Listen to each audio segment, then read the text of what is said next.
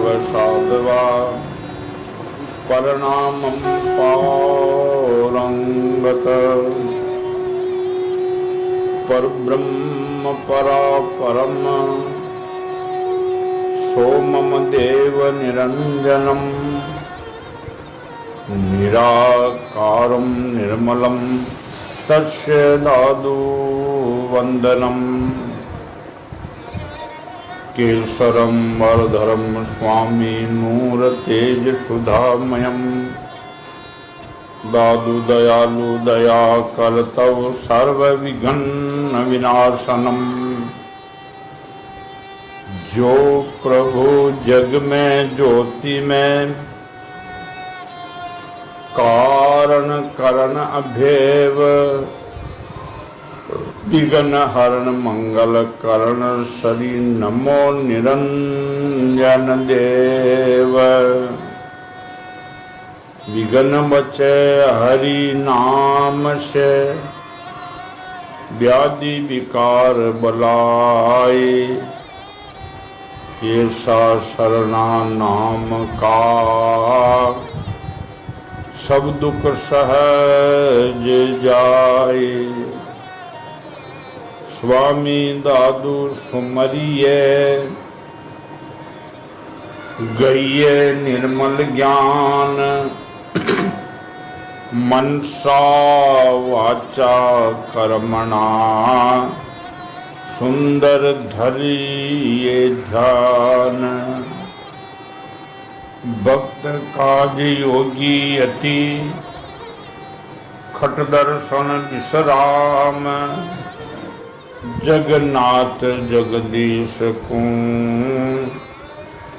भजे ताय मोरी प्रणाम बोलो साधु श्री स्वामी महाराज की जय निरंजन देव की जय।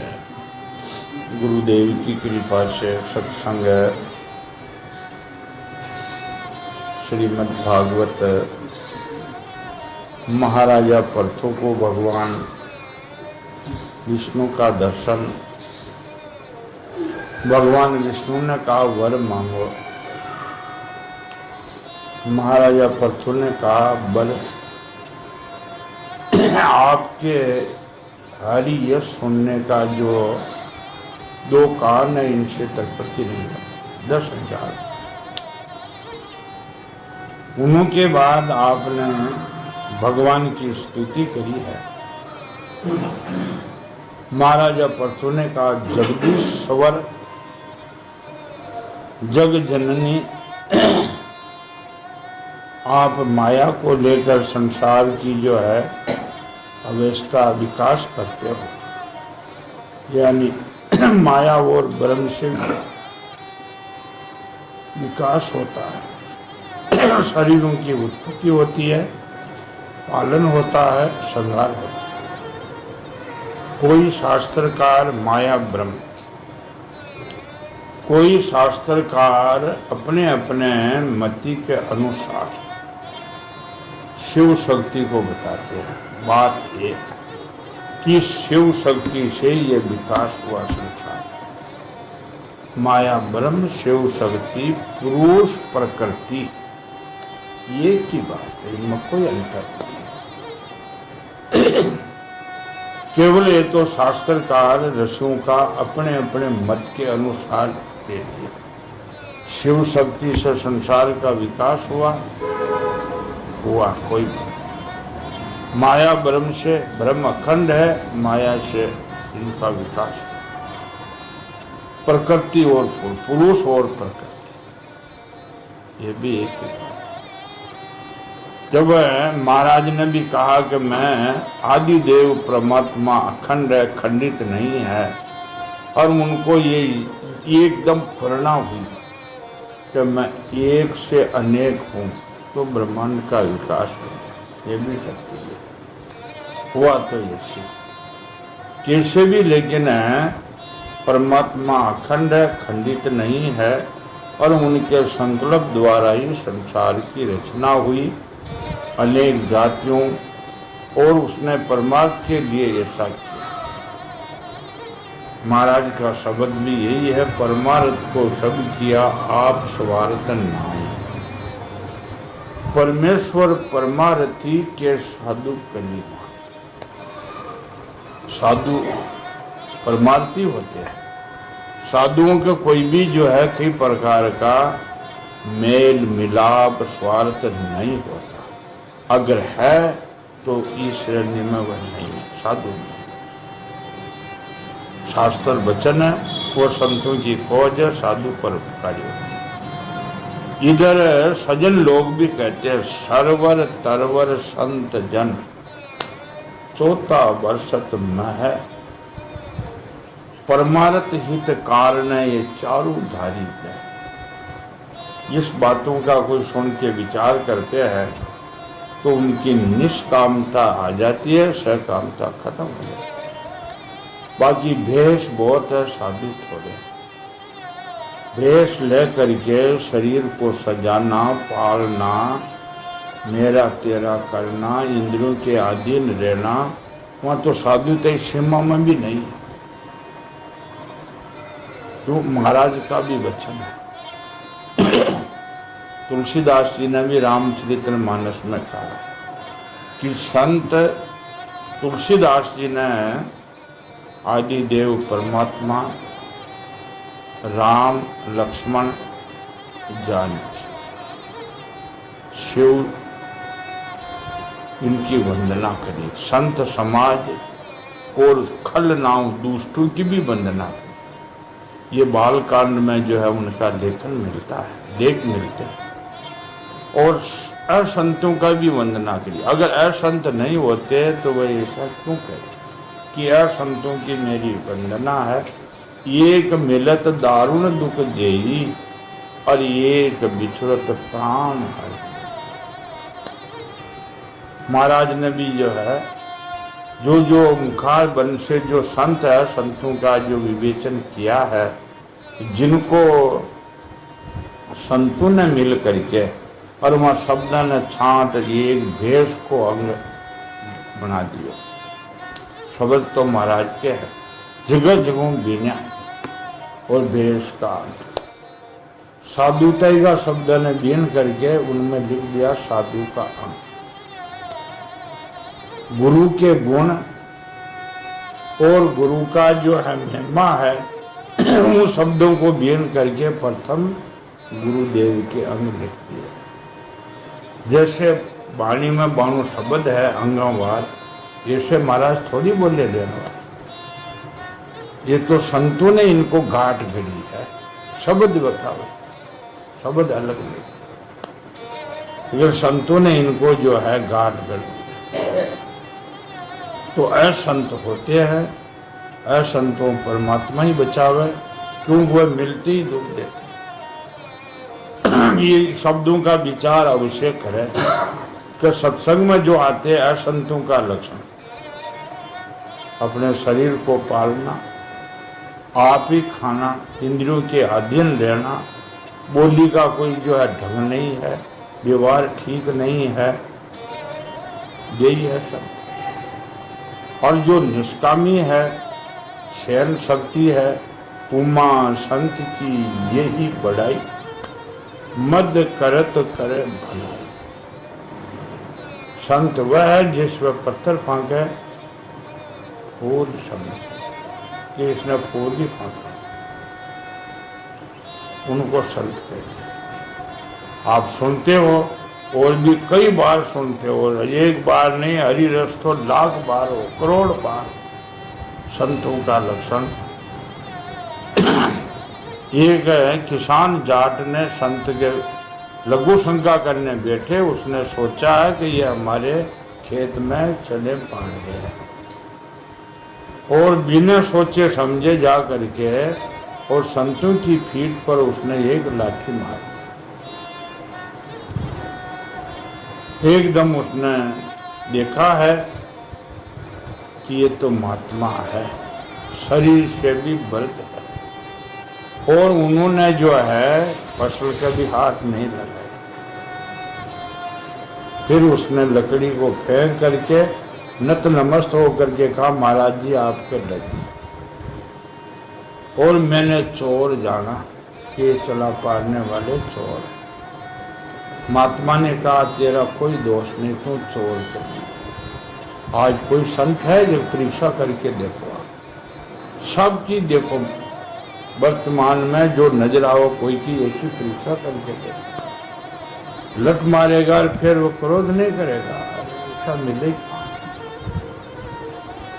महात्मा ने कहा तू तो भाई चोर कह दी मेरे तो। महाराज लकड़ी के एक है घंट नाव कांपा होने से गड़ गए, खून आ गए। ने कहा महाराज आपके अल्लाह गांव में फटा पकड़िया दानो शरीर हो गांव में गए। वैद्य के पास उनको पट्टी करवाई है। एक भक्त ने देखा महात्मा दाना है लागी है, दूध की गिलास लाके दी। महात्मा ने गिलास हाथ में लेकर बोले अरे तू खई खेल दिखाया,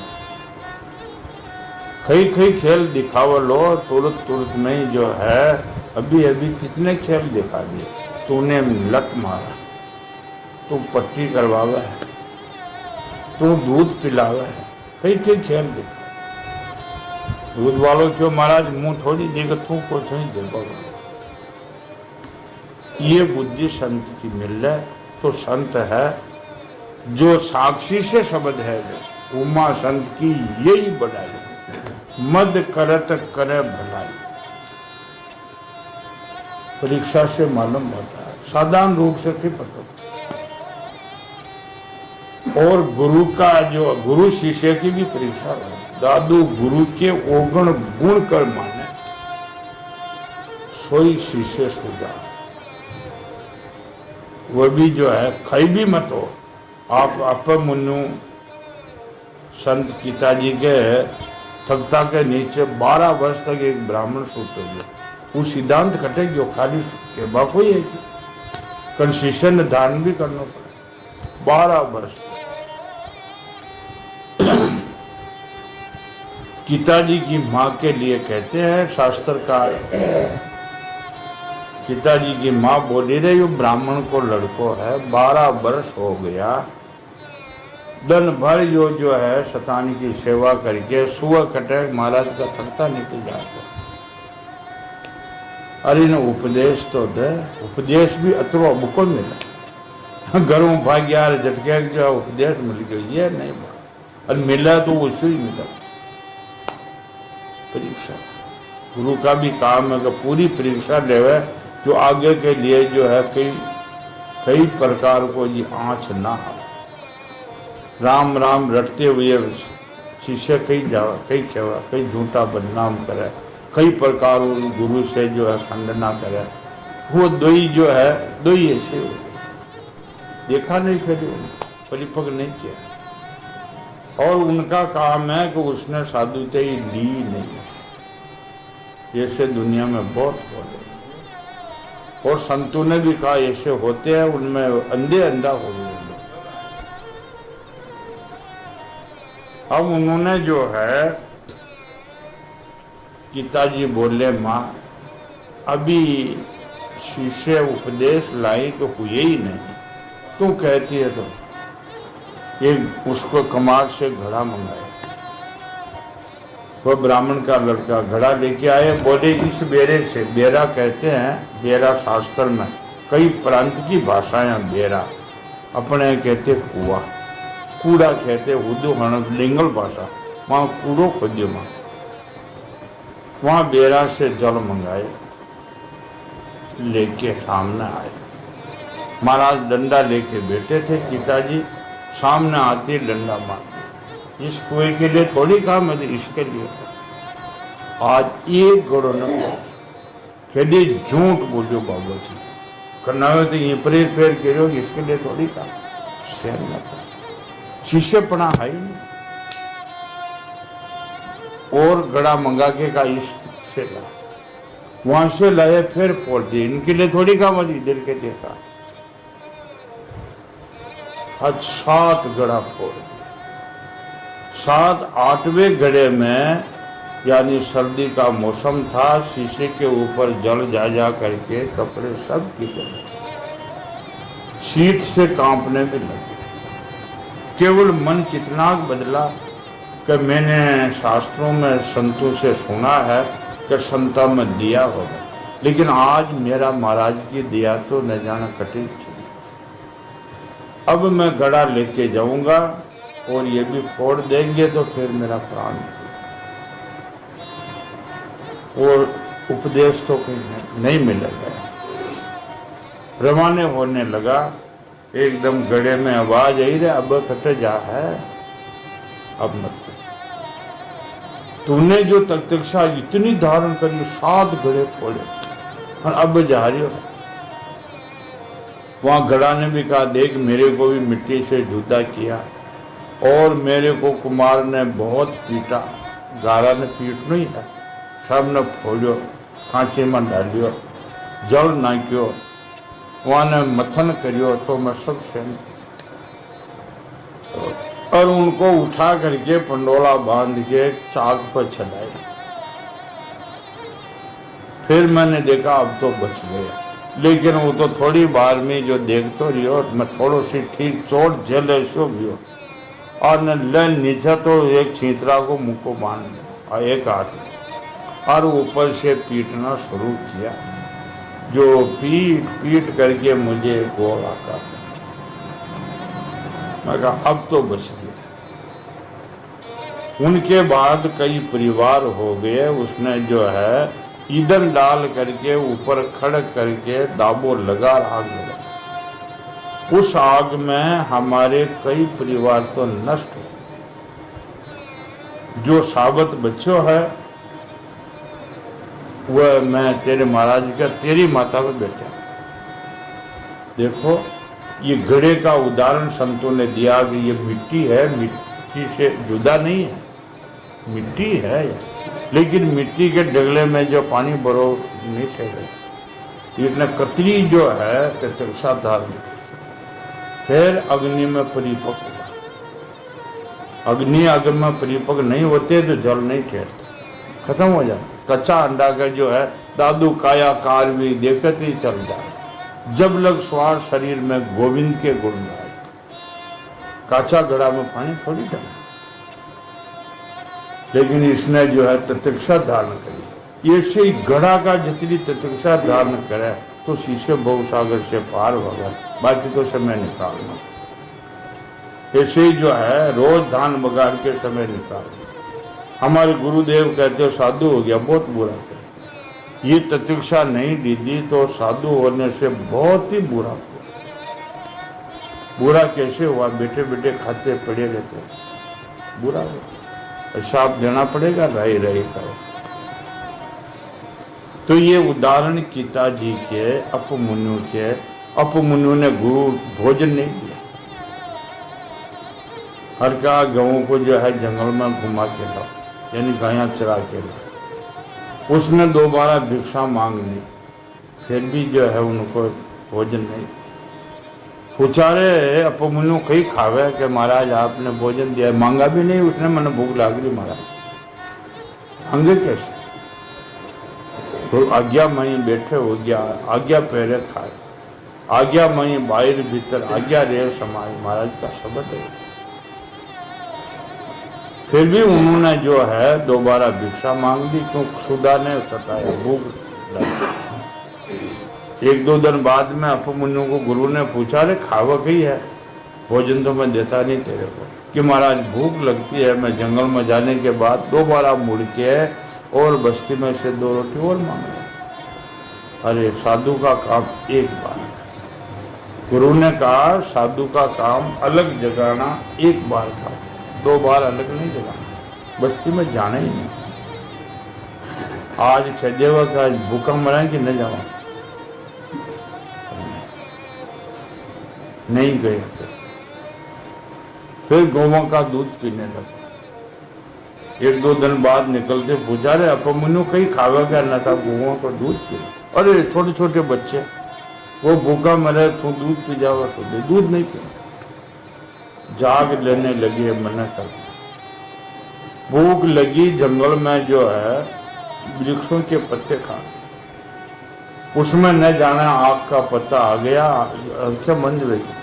कहते आग का जो है दूध चलता है, आग ने जो आंकड़ा न कोई खा लिया है, दूध चल जाते, आंखें बंद रही। किसान को बना बंजो कूड़ो खाडो गोवा आश्रम पर आ गई। अपमन्यु के गुरु ने देखा, अपमन्यु आया नहीं, आज देखा जंगल में गया, वो गए तो कहाँ, जाके आवाज लगाई, अपमन्यु अपमन्यु।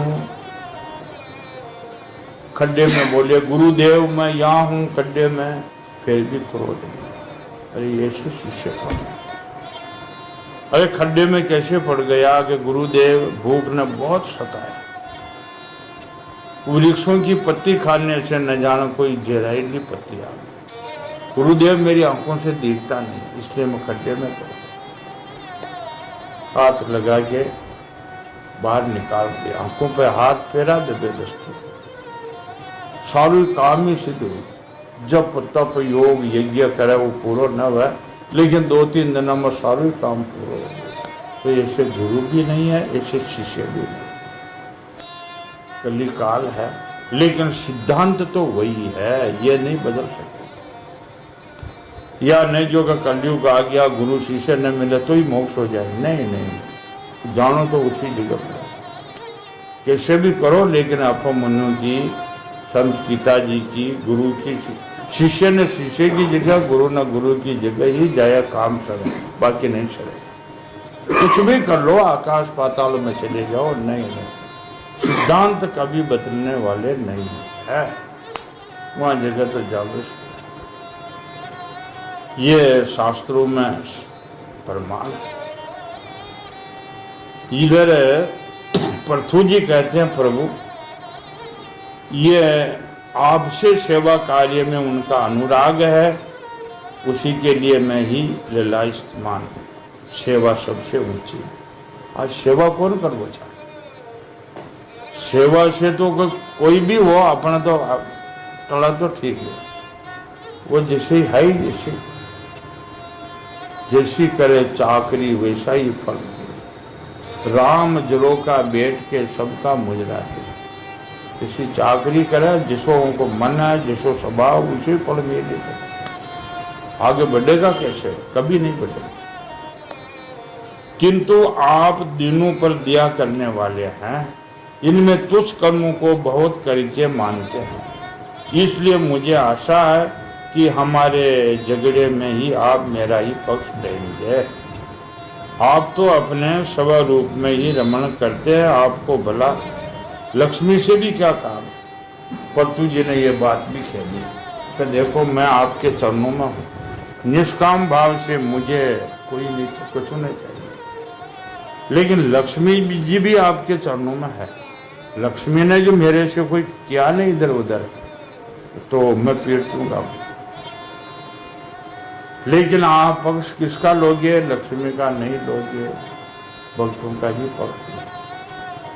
तो संतों का लक्ष्मी क्या है, लक्ष्मी गणित चरण की दास है, और चरण की दास है, लेकिन संत है जहाँ लक्ष्मी नहीं, लक्ष्मी है वहाँ संत है। ये तो सदा के लिए महाराज ने कहा कि माया दासी संत की साकत की सिरतार, संत के ऊपर कभी जो है सिर पर ऊपर नहीं चल सकती, और छड़े तो फिर वो साधु। इससे निष्काम महात्मा ज्ञान हो जाने के बाद आपका ही भजन करते हैं। लक्ष्मी से कोई प्रयोजन नहीं है उनका, क्या मतलब लक्ष्मी से हो लक्ष्मी हो। आपकी माया के कार्य अहंकार का सर्वदा अभाव, यानी माया जो न हो तो कभी अहंकार नहीं होगा। ये माया के पीछे, लक्ष्मी के पीछे ही अहंकार। अब बोलो कथा बाजबा जाओ तो वही कही कि लक्ष्मी न चावा, लोग तो इनके बात ही भागे भागे जाए। इन्हें पूजे है, धोगा देवे है, अनुष्ठान करावे है, लेकिन संत कहते इनसे कोई मतलब नहीं है, ये तो और नरकों में ले जाने वाली है। भगवान मुझे तो आपके चरण चरण कमलों का ही निरंतर चिंतन करने के सिवा सत्पुरुषों का यही प्रयोजन है, और कोई प्रयोजन नहीं। मैं भी बिना किसी इच्छा से मैं आपका भजन करूं, ऐसा बोलता, बिना इच्छा मेरे कछु न चाहिए। जो महाराज ने कहा, कछु न मांगे संत जना, और न भावे राम बिना, ऐसा संत काम। कलयुग में वो कृष्ण रोने लगे, वाल्मीकि गए, तो अच्छी बात है कि अब कलयुग आ जाएगा, जैसे निष्कामी संत नहीं होगा। खाली आडंबर मात्र से फूंक फाड़ थोड़ी होता, कोई फूंक देर फाड़ उड़ा तो फाड़ उड़े, फूंक नहीं उड़े। तो केवल आडंबर करने से क्या मोक्ष होएगी, क्या गति होएगी, या दर्शन होएंगे? नहीं होगा। आपकी इच्छा, आपका भजन करता हूं। आपने जो मुझसे कहा कि वर मांग, तो आपकी इस वाणी को तो मैं संसार को मोह में डालने वाली मानता हूं। हम भगवान आप ही कह रहा कि वरदान मांग ले, ये वाणी तो ये संसार के मोह में है, मोह में डालने वाली वाणी है प्रभु। ये जो मैंने वरदानों को जो है मैंने लोक में बांट दिया हुआ, ना ना ना, ये क्या आपकी वेद रूपा वाणी भी तो जगत को बांध रखा है ना। यदि उस वेद वाणी रूपी रस्सी से लोग बंधन न होते तो वे मोहवश से काम कर्म क्यों करते? जितने भी बड़े बड़े शास्त्रों है, पंडित है, ज्ञानी ध्यानी है, तो भेष ले लियो, अगर वह जो आपकी वाणी मोह रूपी वाणी से नहीं बनते तो सह काम कर्म करती क्यों? क्या फायदा उन्हें? नहीं करते, नहीं संग्रह करते। आज भारत में साधुओं के मठ पर देखो, बैंकों में बैलेंस हुए थे।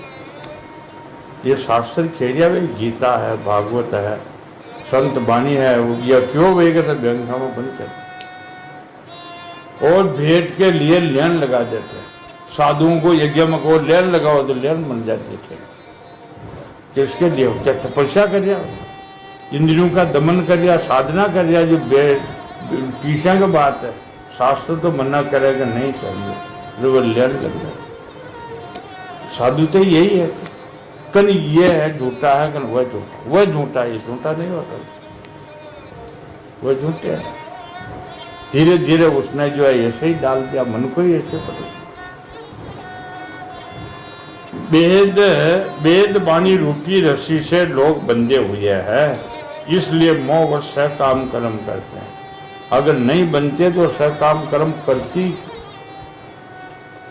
आपकी माया से ही मनुष्य अपने वास्तविक स्वरूप आपके विमुख होकर ज्ञानवश अन्य स्त्री पुत्र आदि माया में लोलुपत है, देखने में आ रहे हैं।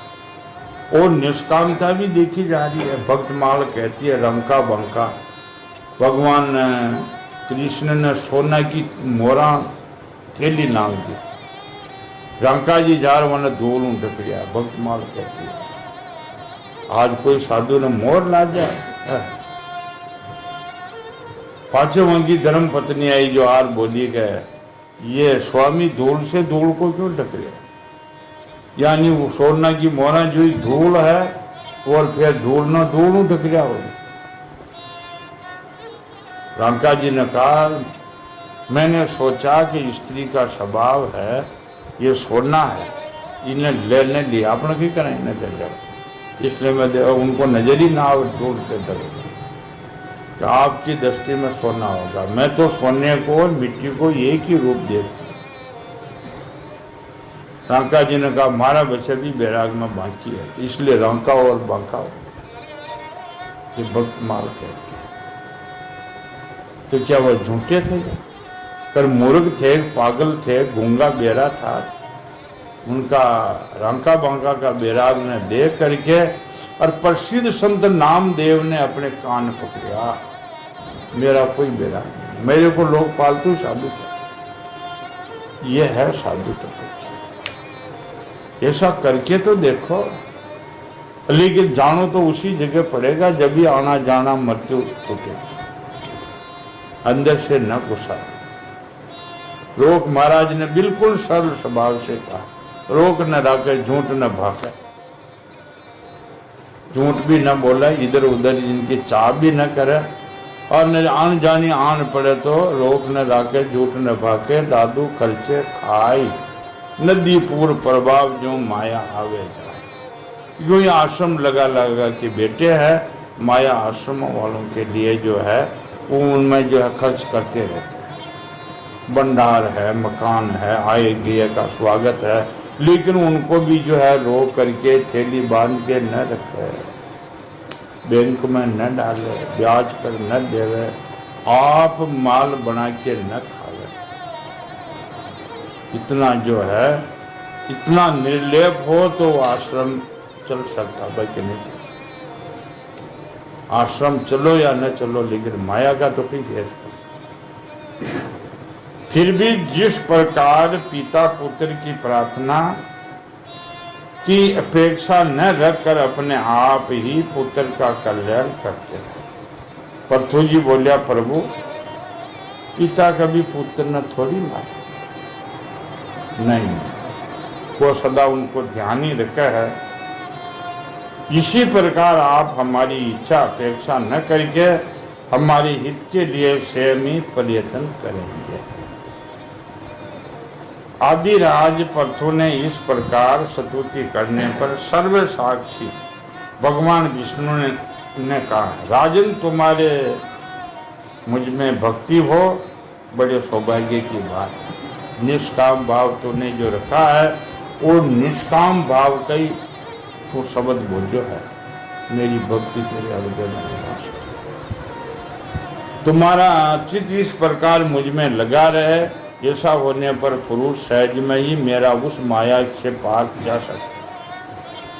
भगवान ने कहा, ऐसा निष्काम भाव कोई के हो वही माया से कर सकते, वरना नहीं कर सकते। कोई जगह ही नहीं और जाने की। जिसको छोड़ना या उनके बंधन से छूटना अत्यंत कठिन है, तो कोई मामूली बात है जो माया से मोह से मुक्त हो जाए, नहीं। अब तुम सावधानी से मेरी आज्ञा का पालन करते रहो, प्रजा पालन करो। ये पर्थु जी ने भी ये थोड़ी जो वही वक्त में बिरकत और जंगल में चले जाएगी। भगवान ने कहा प्रजा का पालन करते हो, राज धर्म में सकामता का, लेकिन निष्कामता रखो। जिस प्राणी ने कर जानिया घर बन एक सामान, घर में ही बन जू रहे साधु सुजान। निष्काम से रहना बहुत खाने की धार, त्यागना तो फिर भी सहज है, लेकिन उसमें रहते हुए कारोबार पर उपकार का चलाना ये निष्काम से रहते, ये वो खंडे की धार। ये मैंने जो है छोटे छोटे काम अज्ञानी लोग नहीं छोड़ सकते हैं, तो बड़ा तो बहुत ही भारी मानो। आप सुनते हो एक बूढ़ी माँ एक गांव में रहती थी, और उनका तो कहीं दानी होगी शरीरों, कुटुंब कबीला उनका कोई था नहीं, और आप ही जो है आप ही कमाना या मजदूरी करनी, कहीं भी धंधों करके आप ही खाना, आप ही करना। एक दिन उनके मकान में चोर घुस गए, उनके पास कुछ भी नहीं था, एक बर्तन था, एक ही बर्तन। पुराना जमाना में एल्यूमिनियम का जो है बड़े बड़े कटोरे आते थे, वो हाथ में आयो चोरों को, और कुछ भी हाथ में नहीं आई, नहीं कुछ, ले गया चोर। कुआड़ खोल गया, बुढ़िया की नींद खुली, देखा मेरा कुआड़ कौन खोलिया, मकान का। चोर घुस गए, उस बर्तन में ममता थी उनकी, हमारा नहीं ले जा रहे, ले गया रहे, हको करियो जोरदार ले गया रहे। गरियाला के लोग गेटे हुए आए, कहा डोकरी के पास कितना धना, अकेली खाती कमाती। वन का माँ खई ले गया, का साहब ले गया, खई न रहे, सब ले गए। एक आया मोहल्ला के सब लोग गेटे हो गए, माँ हो कतरोग शांति रहा, का सब ले गया, सब ले गया। चोर वहीं था पास के, वो सुन लियो, देखो ये डोकरी ने कतरो आको करियो, कतरा मन पहला कर, और इनके पास हा क्या, उसको जुल्म तो कहीं लागनो है कौन, सच्चा न कही डर। वो कटोरा ला करके वहाँ मस्तक पे पटके थान के हो गई रान में जो महिला का लोग बेड़ा कर दिया गाँव को देख हाँ कि यही हो सारा लोग देख गजो और ठीक रहा के बात है मर लिया संसार और मारो थारो हो कहीं तू लायो कटो ये गति हो रही है। फिर क्या मैं हमारी आए थे उस काम को मोक्ष के लिए आए भगवान की प्राप्ति के लिए आए लेकिन उस ठीकरे में उनका मन प्रसाद ये गति को कोई मुक्त होवे निर्लेप होवे तो जीवन सफल है बाकी सफल नहीं।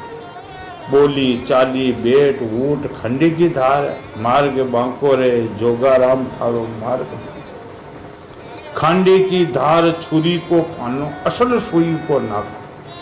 आप प्रत्यक्ष में देखो सुई में डोरो फोनो नालो उनर पो उनर द्वारा पौधेगा उसमें एक सुर बाबा जब सुई को खांडी की धार पर चलना कोई बाजीगर का क्या नहीं। खांडी की धार छुरी को पानो असल सुई को नाको जोगाराम थारो मार्ग गढ़ घरनार को छड़बो बांको तो इधर उधर कहीं झांक बाऊ थोड़ी पार हो ये सब ऑटोमेटिक हो जाता लेकिन इस धार ने तो पकड़ा साधुताई की राह ने पकड़ा साधुताई की राह पकड़िया बिगड़ जो है ये गति कभी सुलभ नहीं होगी। जैसे एक राजा सबको जो है भोजन करा के जो है दीक्षिणा बांटते उन्होंने एक दिन परीक्षा खेली कि हम वो साधु संत भी है भूखा तशा भी है अनाथ भी है लेकिन परीक्षा करो कि इनमें त्यागी कौन है भगवान को भगत कौन। आपने ये बात के सत्संग में जो ये बातें ना आवे तो खाली इतिहास बात में बोलो फिर पाई। राजा ने परीक्षा करी उनको जो दीक्षिणा रोजना देवे है वो दे दी सब और भोजन भी सब कर चुके। संतों की पंगत में एक साथ उठते एक साथ बैठते कोई भोजन पा लियो थोड़ी देर है कोई पा लियो तो भी चुपचाप बैठो। पूरी पंगत का मीने जो है कि पा लियो सब हाथ ऊंचा कर फिर हरे हर कर दिया प्रसाद पाया को सब। वह समय में राजा ने मंत्रियों को कहा कि ये पंगत में क्यों बैठो सब उठ जो न मत। और राजा की तरफ से यह है कि एक लाडू का प्रसाद पाएगा तो 1 रुपया और दीक्षिणा करना 2 पाएगा तो 2 मिलेगा और भूख धापे तो को 2 बस नहीं पाए। राजा देखो 1 2 3 पाले 2-3 रुपया देखो पर परीक्षा तो हो जाए कि लोग कही सब पंगत जिमने लगे खूब आचो पेट भर खाए अपने फिर वहां लालचों कि 1 रुपया मिलेगा तो 1 लाडू तो खाई कोई 2 खा लिया। राजा का वचन था सबको जो खाए जितने लाडू जितना दे दिए। एक महात्मा थे उसने जडाडा हाथ दिया पुरस्कारा बोलिया जी महाराज राजा का हुक्म है आप दापरिया होती 1 लाडू ले लो 2 ग्रास होगा 1 रुपया दीक्षिणा का मिलेगा कि मैं भोजन करने के लिए भोजन हो चुका है मैं रुपया लेने के लिए एक न निकलता हो जितने तो मतलब ही फिर हो संसार में धर्म यानी धर्म और भक्ति खत्म ही होगी फिर वो निकल। राजा मकान के जांच को महाराज जी सबने तो 1 लाडू पाने का 1 रुपया दिया लेकिन आपको तो 5 दे। उन्होंने कहा राजन में भोजन करने के लिए रुपया लेने के लिए आए नहीं कि महाराज देखो आज मेरे ऋषि जो है संकल्प हुआ है आपको 10 दे दिए नहीं अजी महाराज 20 50 100 1000 लाख राजा बुढ़े जो भी 1 लाख रुपया महाराज 1 लाडू कर राजा मैं कह दिया न तेरे को भोजन करने के लिए आए 1 लाख रुपया लेने के लिए थोड़ी आए कि महाराज इसो दातार न मिलेगा तने इसो त्यागी न मिले रे ऊट चलाएगा साधु कटे ऐसा त्यागी मिले कटे है कहाँ बेसदारी तो मोखला बुनन पड़ी। ये कहीं ये बातें गलत है, महापुरुषों ने कही नहीं। 1 लाख रुपया भगवान देना, आज तो लाख रुपया हर की मिल जाए। उस दिन एक राजा ने उस त्यागी को 1 लाख, पर वो आए भोजन करने के लिए, वास्तव में रुपया लेने के लिए थोड़ी आए। और वह हजारों पाल लेके पाल लिया होगा हमारा। इनको जो है वो क्यों नहीं सब नट जाते हैं कि नहीं भाई हम भोजन कर लिए, हम क्या जो है ये तुम लोभ दिलाते हो। राजा पर्थु जी ने कहा प्रभु जो कोई जो बचनों का लोभ आपकी वेद वाणी या मोह है कि मांग ले कहीं मांग लो, आपके अलावा मैं कुछ नहीं चाहता। हम भोजन करने के लिए आए, रुपया लेने के लिए थोड़ी आए। ऐसा परीक्षा वजह मालूम पड़े, अगर परीक्षा जो न होगा तो क्यों नंगा पड़ा। आज परीक्षा लेने वाले नहीं है, न राजा है न गुरु, और चाल दिए गाड़ी नंगा न पड़ा। कहीं परीक्षा जो न हो तो पतो की पड़ा। मेंतर जी बोले विदुर जी, इस प्रकार भगवान ने राज ऋषि पर्थु से सार गर्भित वचनों का आदर किया। फिर पर्थु ने उन्हें भगवान की पूजा करी है और वह पूजा स्वीकार करे वहाँ अच्छे चलने के लिए तैयार हुए। तो वहाँ पर्थु जी की सभा में आए हुए देवता, ऋषि, पितर, गंधर्व, सिद्ध, चारण, नाग, किन्नर, अप्सराएं, मनुष्य आदि अनेक जाति के जो अनेक भावना से सब भगवान का जो है अभिनंदन नमस्कार किए है। और भगवान वहाँ से जो आना जाना केवल भगवान का जो है भक्तों का हित के लिए, वह जहाँ से आए वहाँ से चले, अपने लोग से आए अपने लोग चले गए। भगवान का कोई लोग नहीं है, ये तो रोचक वचन कहने का है, वह अदृश्य हो। मेंतर जी कहते विदुर जी उस समय महाराज पर्थु का नगर सर्वत्र ओ ऐसा राजा वैसी प्रजा आनंद में थे। सभी लोग जो है राजा जैसे भगवान की आज्ञा थी वैसे वे राज कार्य करते थे। विदुर जी बोले ब्राह्मणों ने पर्थु का अभिषेक किया, संसद देवताओं ने उसे उपचार दिए, उपहार दिए। उन्होंने अपनी भुजाओं वैष्णु तेज को धारण किया, पृथ्वी का दोहन किया। उन्होंने उस पराक्रम को उचित विषय में आज भी संपूर्ण राजा तथा लोकपाल सहित संसद इच्छा अनुसार जीवन निर्वाह करते हैं। महापुरुषों का जो सिद्धांत है, महापुरुषों की जो रहनी है, जो सज्जन लोग आज भी उनको सुन करके अपना निर्वाह करते, अपने जीवन को बिताते। ये 5 तत्व का शरीर है, इनमें यो जीवराज परमात्मा ने दियो है। 5 तत्व भी परमात्मा ने बनाया है शरीर, उनका अब रहनी महापुरुषों के सहारे हो रही है। आपने सुना है जैसे तत्क्षा शिशु ने धारण करी, ब्राह्मण ने पिताजी से, अपमुनु ने, वैसे उस त्यागी ने, झांका बांका ने, अब कोई सजन वह तो साधु वह चीज ने धारण करके अपना जीवन निर्वाह। और जो सजन नहीं है, अपने मन पर कंट्रोल नहीं कर सके हैं, वह इस संसार में जन्म और मरो के मतलब। आज जो ये शरीर है, कल जो है कहते हैं कि जो कोई धर्म गुरु कहला करके चर्या पार नहीं हुए तो कुत्ते का जन्म है। जो शरीर छोड़ते ही मुक्ति नहीं हुई तो कुत्ता का जन्म है। ये बहुत बुरी बात है। वो से मनुष्य आगे, साधु नहीं, मनुष्य मात्र के लिए ये बात। ऐसा कौन समझदार होगा जो उनकी पवित्र कीर्ति का सुनना न चाहेगा। अतः अभी आप मुझे उसे कुछ और भी पवित्र चरित्र सुनाइए। विदुर जी ने कहा मेंतर जी और सुनो। महापुरुषों के पवित्र चरित्र होते हैं, उनको सुनने से जूं जूं लागर शब्द तू तू अंतःकरण की धुलाई हो। ये प्रत्येक से लोग कपड़ा पहनते हैं, कपड़े का मीने जो है धूल लाग करके वन केवल गंदो हो गयो, मेलो हो गयो, तो फिर क्या धोते ही धोने से साफ हो जाता। अरे कपड़ा तो साबुन से, जल से या मजबूत है तो उनको पीटने से साफ हो गया, लेकिन ऐसे अंतःकरण में भी मेल है ना, उनको कैसे तोड़े? अंतःकरण का मेल जो अंदर को जो है, उनको तो सत्संग द्वारा ही डूबा है। ये ऊपरली साबुन मेल जल नहीं लगेगा। जल में चाहे 100 बार डुबकी मारो, लेकिन अंदर का मेल नहीं जाएगा। अंदर का मेल तो सत्संग द्वारा ही दूर होएगा। मेंतर जी ने कहा, साधु श्रेष्ठ विदुर जी, महाराज पृथु गंगा और यमुना जी के मध्यवर्ती देश में निवास करते थे। पृथु जी का राज्य कहाँ? गंगा और यमुना के बीच, वहाँ जो है आप निवास करते थे।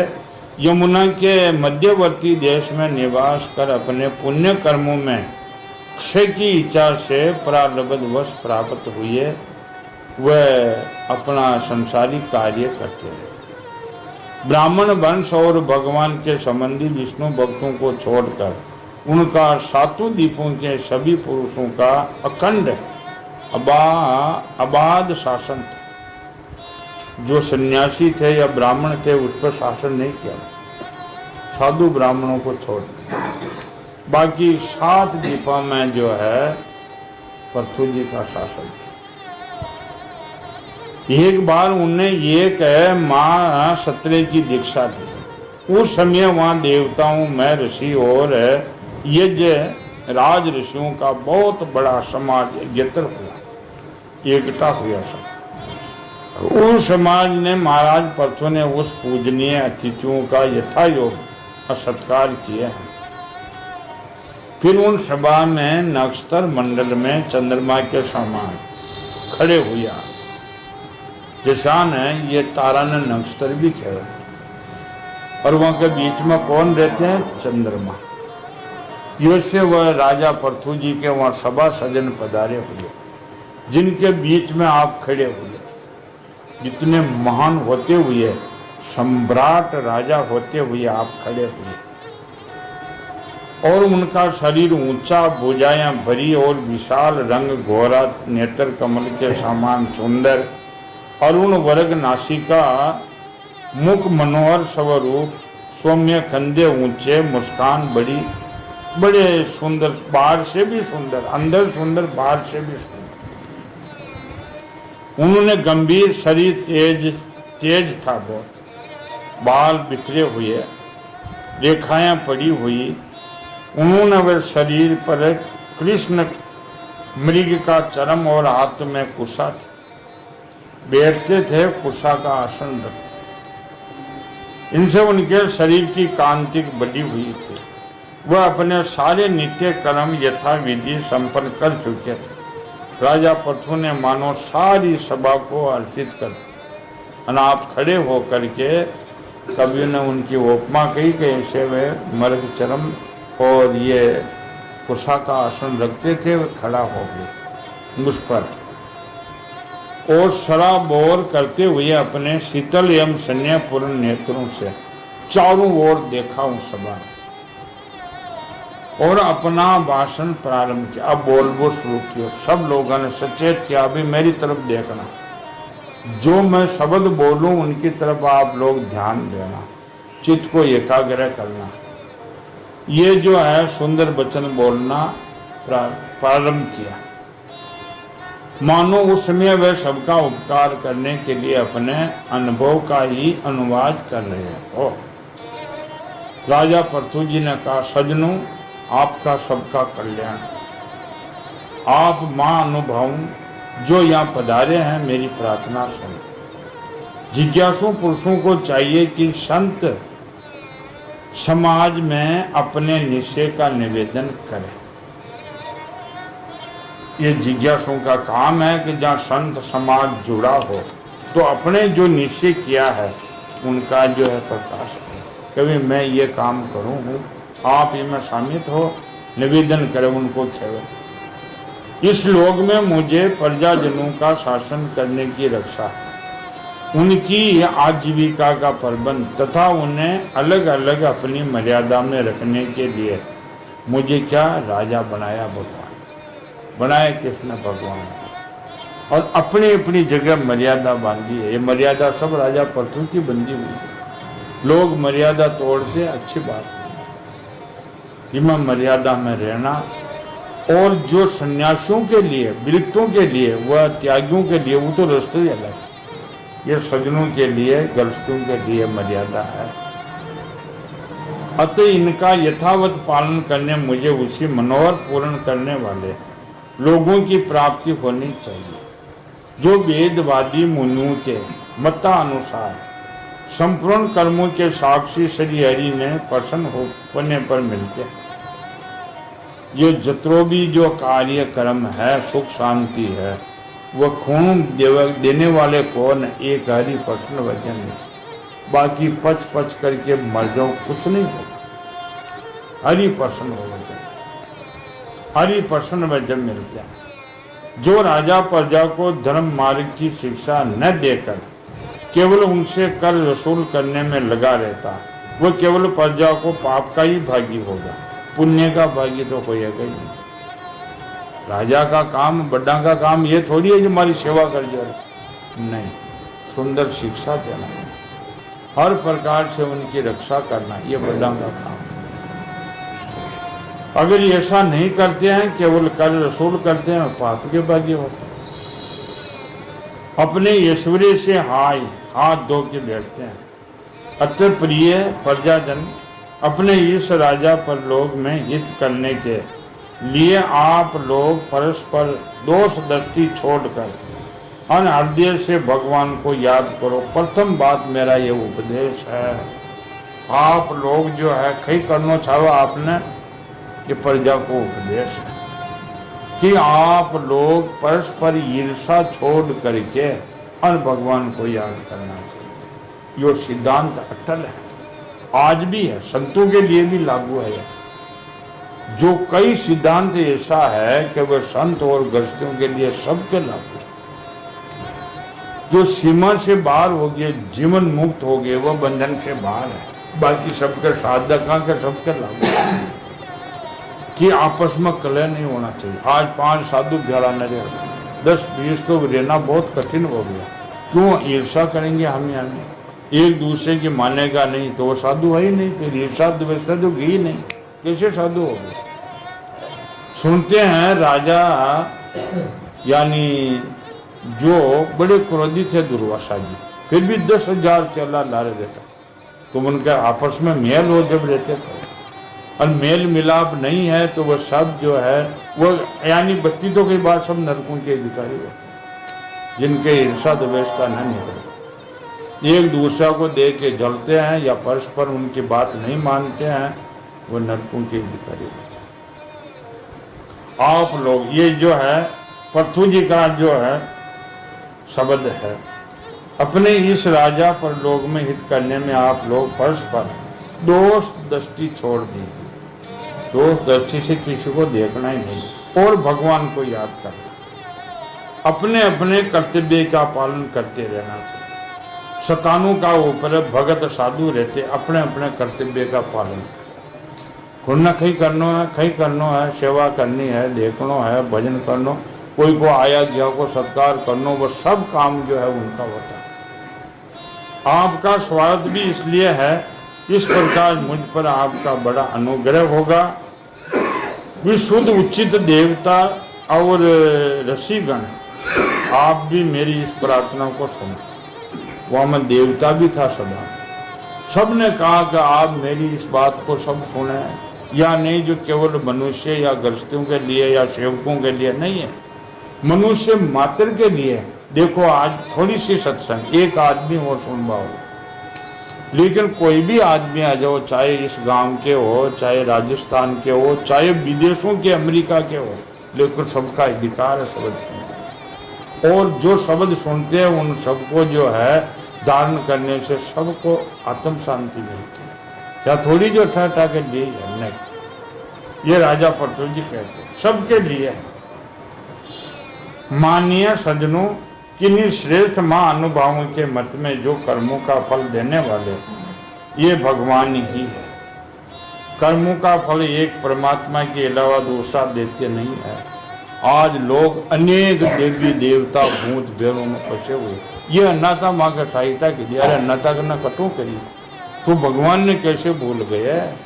ये बहुत बुरा, बहुत ही बुरा जो भगवान को भूल गया।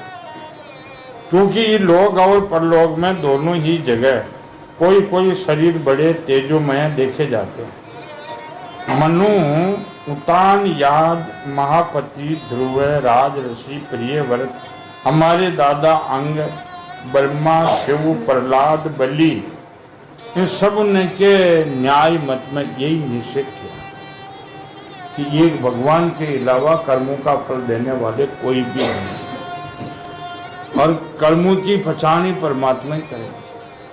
मनुष्य कर्म तो बहुत करते हैं, फल का अधिकार कोई कोई कोई मिलता है। और कर्म करने में भी आप कहीं जाना अच्छो बुरा आप पत्तों की बात आपने मन तो आप अच्छो ही करा है, लेकिन चोर चोरी करे वो देखेगा ना माँ को कर्म है, अरे कर्म तो है अपनी का फल की वही आगे जा, ये नहीं जानते।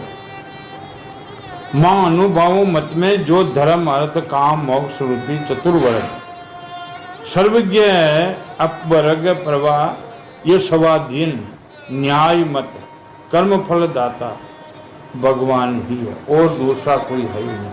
कसो भी मत कसो भी संप्रदाय हो, लेकिन कर्म फल देने वाले तो एक ही भगवान, वन परमात्मा कह दो, ईश्वर कह दो, वन निर्गुण कह दो, सरगुण कह दो, लेकिन एक ही भगवान, उनके अलावा कर्मों का फल देने वाले कोई नहीं है। और लोग जो है अनसमझ में अज्ञानता में कर्मों के फल और को माना है, वह निश्चय भूले पड़े हैं, उनका परिश्रम भी बेकार है। कर्म फल देने वाले भगवान। अर्जुन ने गीता में क्यों कहा, अर्जुन